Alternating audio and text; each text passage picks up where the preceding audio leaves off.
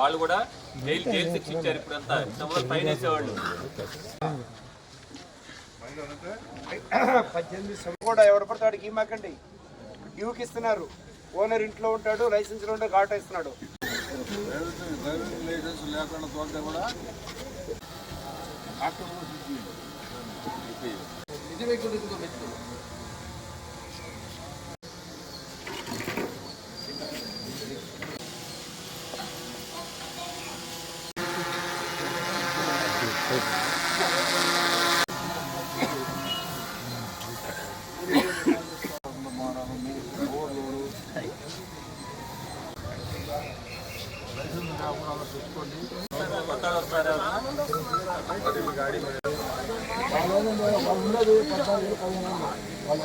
వచ్చింది ఇన్ఫర్మేషన్ ఇవ్వండి అని చెప్తే అవన్నీ వద్దు.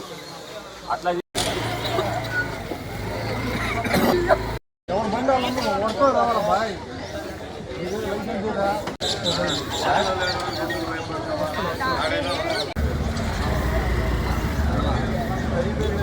మార్పించుకో ఫస్ట్.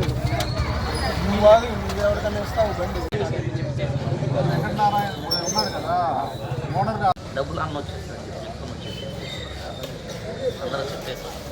ఈరోజు మా నెల్లూరు జిల్లా ఎస్పీ మేడం గారి ఉత్తర్వుల మేరకు, వారి ఆదేశాల మేరకు ఈరోజు ఉదయం 5 నుంచి ఇంతవరకు ఈ జెండాతిప్ప ఏరియాలో కార్డన్ సర్చ్ కార్యక్రమం చేపట్టడం జరిగింది.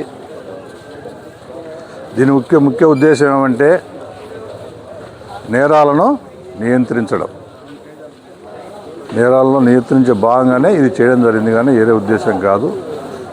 ఈ కార్యక్రమంలో మాతృమూడి గంగాధర్ గారు, సంగంశ్రీ శ్రీనివాసరెడ్డి గారు, మిగతా అందరూ ఎస్ఐస్, 8 మంది ఎస్ఐలు, 40 మంది పీసీలు అందరూ కూడా కార్యక్రమంలో పాల్గొనడం జరిగింది.